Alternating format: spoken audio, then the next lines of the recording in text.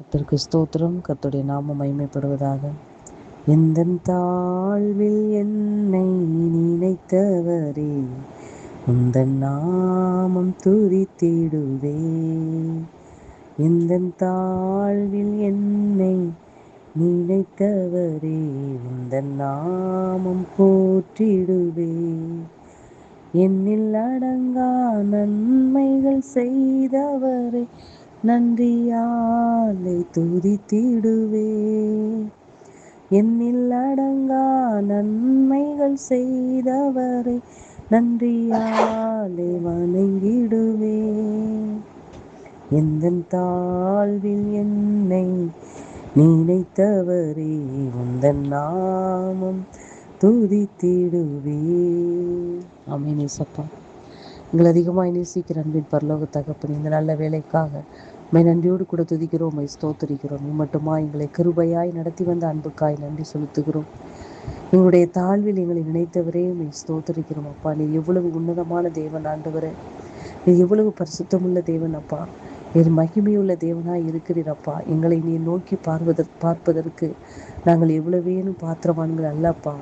ஆனாலும் எங்களுடைய தாழ்வில் எங்களை நினைத்தவரே உம்மை உயர்த்துகிறோம் ஆண்டவரே, உம்மை போற்றுகிறோம். இந்த வானத்தையும் பூமியும் சகலத்தையும் படைத்த தேவன் எங்களை நினைத்த அந்த அன்புக்காக நன்றி செலுத்துகிறோம் அப்பா.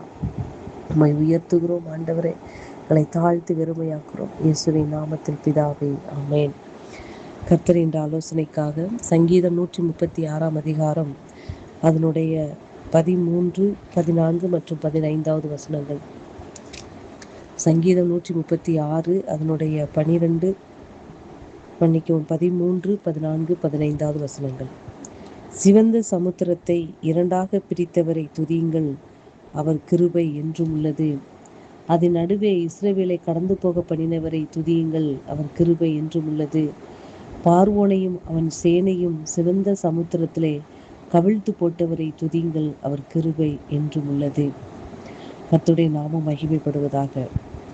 இஸ்ரவேல் ஜனங்களை எகிப்திலிருந்து கர்த்தர் வனாந்தர வழியாய் அழைத்து செல்ல வரும் பொழுது சிவந்த சமுத்திரத்தை இரண்டாக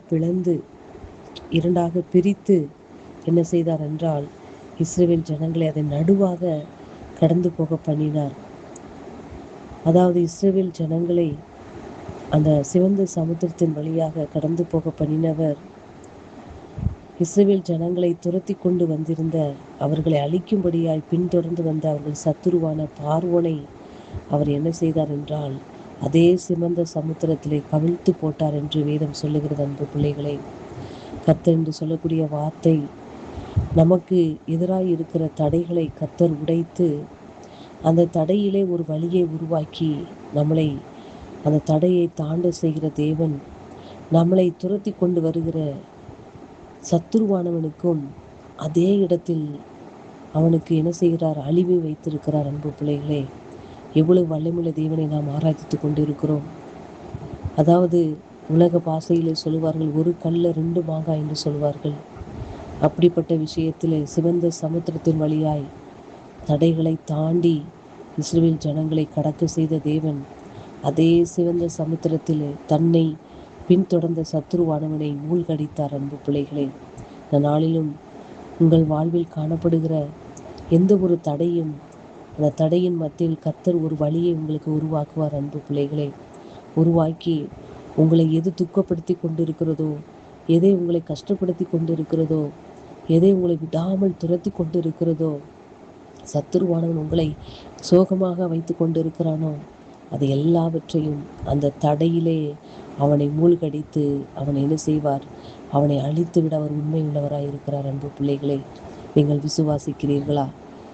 இஸ்ரவேல் ஜனங்களை அப்படித்தான் அவர் என்ன செய்தார், தடைகளை உடைத்து அவர் என்ன செய்தார், அதை கடக்க பண்ணினார். அன்பு பிள்ளைகளை, அவர்களை தொடர்ந்த சத்துருவை அதே சிவந்த சமுத்திரத்திலே மூழ்கடித்தார்.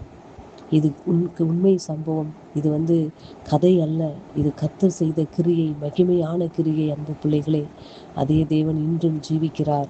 அதே கிரியை, அதே வல்லமை இன்றும் குறையவில்லை. அன்பு பிள்ளைகளே, நீங்கள் விசுவாசித்தால் கர்த்தருடைய மகிமையை காண்பீர்கள். அன்பு பிள்ளைகளே, கர்த்தர் உங்களுக்கு விரோதமாய் இருக்கிற எல்லா தடைகளையும், எல்லாவற்றையும் அதிலே ஒரு பாதையை உருவாக்கி உங்களுக்கு விரோதமாய் வருகிற எல்லாவற்றையும் அந்த தடையின் மூலமாகவே எல்லாவற்றையும் முறியடித்து விடுவார். அன்பு பிள்ளைகளே, அவர் அப்படி செய்ய இன்று வல்லமையுள்ளவராய் இருக்கிறார். வார்த்தை நிமித்தமாக கர்த்தர் உங்களை ஆசீர்வதிப்பாராக. ஆமென்.